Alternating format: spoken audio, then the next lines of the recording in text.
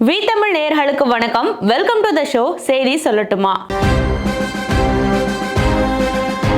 ஆதார் விவரங்களை தனியார் நிறுவனங்களும் பயன்படுத்தக்கூடிய வகையில ஆதார் சட்ட விதிமுறைகள்ல திருத்தம் கொண்டு வந்திருக்கு மத்திய அரசு. இந்த சட்ட திருத்தத்தின்படி அரசு மற்றும் அரசு அல்லாத தனியார் நிறுவனங்களும் ஆதாரின் தகவல்களை பயன்படுத்திக்கலாம் அப்படின்னு மத்திய மின்னணு மற்றும் தகவல் தொழில்நுட்ப அமைச்சகம் வெளியிட்ட அறிக்கையில கூறப்பட்டிருக்கு. இதன் மூலமா அரசு மட்டுமின்றி தனியார் நிறுவனங்கள் மூலமாக மக்களுக்கு சேவைகளாக வழங்கப்படும் சுற்றுலா தொடர்பான சேவைகள், இணைய வழி வர்த்தகம், பயணம் தொடர்பான சேவைகள், மருத்துவம், இப்படி எண்ணற்ற சேவைகள் மக்களுக்கு எந்த தங்கு தடையும் இல்லாம இன்னும் எளிமையா சென்று சேரும் அப்படின்னு மத்திய அரசு விளக்கம் கொடுத்திருக்கு. இந்த சட்ட திருத்தம், அதாவது ஆதாரோட தகவல்களை தனியார் நிறுவனங்களும் பயன்படுத்திக்கலாம் அப்படின்னு சொல்லப்பட்ட இந்த சட்ட திருத்தம் 3 முக்கியமான அம்சங்களை நோக்கமா கொண்டிருக்கு. என்னன்னா, டிஜிட்டல் பரிவர்த்தனைகளை மேம்படுத்துதல் மற்றும் டிஜிட்டல் சேவைகள்ல புதுமைகளை ஊக்குவித்தல் மற்றும் அறிவு பரவலை மேம்படுத்துதல் அப்படின்னு 3 முக்கிய நோக்கங்களோட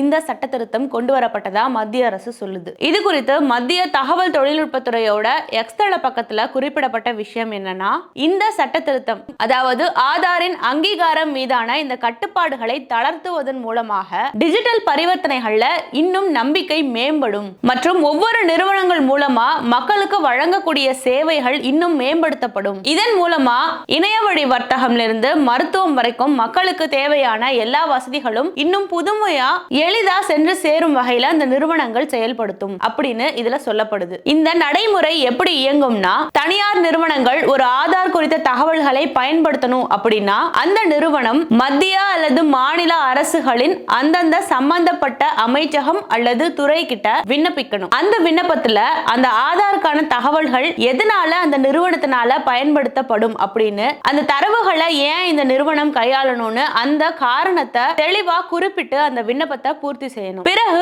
அந்த விண்ணப்பத்துல அந்த நிறுவனத்தால சொல்லப்படுற அந்த காரணம் ஏற்புடையதா இருக்கா, இதுக்காக அந்த தரவுகளை பயன்படுத்திக்க அனுமதி கொடுக்கலாமா வேண்டாமா, UIDAI அப்படின்னு சொல்லப்படும் இந்திய தனித்துவ அடையாள ஆணையம் மத்திய அமைச்சகத்துக்கு ஒரு பரிந்துரை செய்யும். இப்படி இந்த தரவுகளை பயன்படுத்த அனுமதிக்கலாமா வேண்டாமான்னு இந்த ஆணையம் சொல்ற பரிந்துரைப்படி மத்திய அமைச்சகம் அதற்கு ஒப்புதல் அளிக்கலாமா வேண்டாமான்னு முடிவு செய்து ஒப்புதல் கொடுக்கும். இந்த ஆதார் தரவுகளின் பாதுகாப்பு மற்றும் தனியுரிமை விதிகளுக்கு இணங்குதா அப்படிங்கறத UIDAI உறுதி பண்ணதுக்கு அப்புறம் தான் மத்திய அமைச்சகம் இதற்கு ஒப்புதல் கொடுக்கும். இப்படிதான் இந்த புதிய ஆதார் அங்கீகார அமைப்பு செயல்படும். இந்த புதிய விதிகள் மூலமாக பயனர்களின் தனியுரிமை பாதிக்கப்படாதவாறும், அதே சமயத்துல பயனர்களுக்கு சென்று சேர வேண்டிய அந்த சேவைகள் இன்னும் சிறப்பு அம்சங்களோட சென்று சேருதா அப்படிங்கிறதுக்கு உகந்தது போலவும் சமநிலையில இயங்கணும் அப்படிங்கிற நோக்கத்தோட உருவாக்கப்பட்டதுதான் இந்த புதிய சட்ட திருத்தம் அப்படின்னு மத்திய அமைச்சகம் சொல்லுது. கடந்த 2018ஆம் ஆண்டு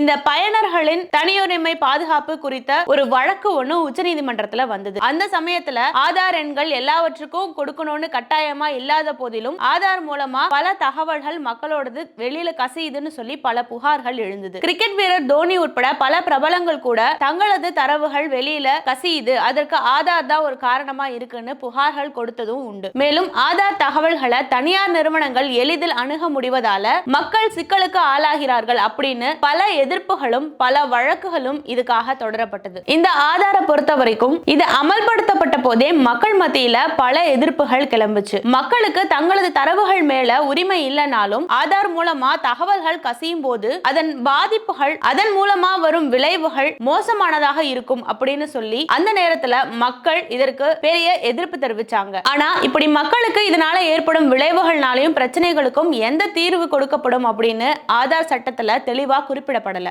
இதனால அப்போ இது பெரிய பேசு பொருளானது. இந்தியாவில் கடந்த 2006ஆம் ஆண்டு இந்த ஆதார் திட்டம் அறிமுகப்படுத்தப்பட்ட பிறகு 2010ஆம் ஆண்டுல ஆதார் மசோதா ஒரு சாதாரண மசோதாவா நாடாளுமன்றத்துல அறிமுகப்படுத்தப்பட்டுச்சு. ஆனா அது அதிகாரப்பூர்வ சட்டமா மாறணும்னா நாடாளுமன்றத்தின் இரு அவைகளும் அதுக்கு ஒப்புதல் கொடுக்கணும். அப்பதான் இந்த வரைவு மசோதாவை ஆராய்ந்து பார்த்த நாடாளுமன்ற நிலைக்குழு இதுல மத்திய அரசின் கருத்தோடு வேறுபட்டுச்சு. ஆதார் எண் தொடர்பான தரவுகள் வேறு யார் கையிலும் சிக்காமல் பாதுகாக்கப்பட வேண்டும், தனி மனிதர்கள் பற்றிய தகவல்கள் ரகசியமாக வைத்திருக்கப்பட வேண்டும் அப்படின்னு சொல்லி சொல்லி நாடாளுமன்ற நிலைக்குழு ஒரு விரிவான அறிக்கையை சமர்ப்பிக்குது. அதற்கு பிறகு சட்டம் இயற்றப்படாமலே ஆதார் அமல்படுத்தப்பட்டதனால இதனால பல பொதுநல வழக்குகள் தொடரப்பட்டுச்சு. அந்த சமயத்துல சில அரசு திட்டங்களுக்காக மட்டும் ஆதார பயன்படுத்திக்கலாம் அப்படின்னு நீதிமன்றம் அனுமதிச்சது. 2016ஆம் ஆண்டு அப்போது இருந்த காங்கிரசின் வரைவு மசோதாவை திரும்ப பெற்ற மத்திய அரசு புதிய வரைவுகளோட மீண்டும் இந்த ஆதார் மசோதாவை நாடாளுமன்றத்தில் தாக்கல் செஞ்சது. இந்த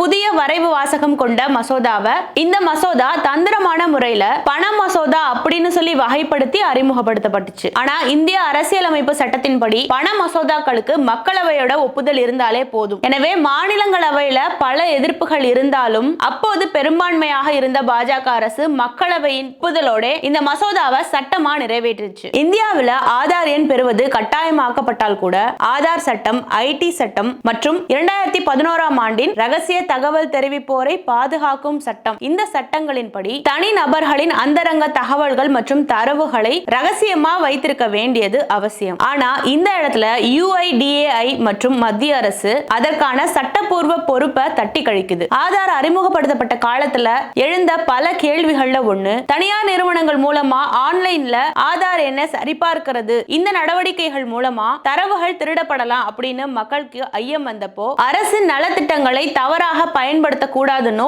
ஊழலை தவிர்க்கிறதுக்காகவும் இந்த ஆதார் சட்டம் அமல்படுத்துவதாக மத்திய அரசு அப்போ விளக்கம் கொடுத்திருந்தது. இப்படி ஒரு ஆக்கப்பூர்வமான நோக்கத்திற்காக இந்த திட்டம் கொண்டு வரப்பட்டதுன்னா ஏன் இதை எல்லா துறைக்கும் கட்டாயமாக்கணும் அப்படின்னு ஒரு கேள்வி அப்போ எழுந்தது. அரசு நலத்திட்டங்கள் சென்று சேரணும்ன்றதுக்காக இந்த திட்டம் செயல்படுத்தப்பட்டதுன்னா பாஸ்போர்ட்லயோ ஜன்தன் கணக்குகள் அல்லாத பிற வங்கி கணக்குகள்லயோ இல்ல ஓட்டுநர் உரிமத்திலேயோ இல்ல மொபைல் சேவைகள்லயோ எதுலயுமே அரசோட மானியம் மக்களுக்கு சென்று சேராது. அப்போ இதுலலாம் கூட ஏன் ஆதார் எண்ணை இணைக்கணும்னு கட்டாயமா ஆக்கப்படுது அப்படின்னு ஒரு கேள்வி எழுந்தது. இந்த கேள்விக்கான விளக்கத்தை அரசு கொடுக்கல. இப்படி இருக்க அப்போ மத்திய அரசு முன்மொழிஞ்ச இந்த விஷயத்தை உச்சநீதிமன்றம் நிராகரிச்சது. ஆனா காலப்போக்குல எல்லா துறைகள்லயுமே எல்லாவற்றிற்குமே ஆதார் எண் கட்டாயமா இணைக்கப்பட வேண்டும் ஒரு நிலைமை வந்து எல்லா இடத்துலயும் ஆதார் எண்ணோட தரவுகள் சென்று சேர்ந்திருக்கு. இப்படி இருக்க இப்போ இத்தனை ஆண்டுகள் கழித்து மத்திய அரசே தகவல் தொழில்நுட்ப அமைச்சகம் மூலமா இப்படி தனியார் நிறுவனங்களுக்கு ஆதாரின் தகவல்களை பயன்படுத்திக்கிறதுக்கு அனுமதி வழங்கப்படும் அப்படின்னு ஒரு அறிவிப்பு கொடுத்திருக்கிறது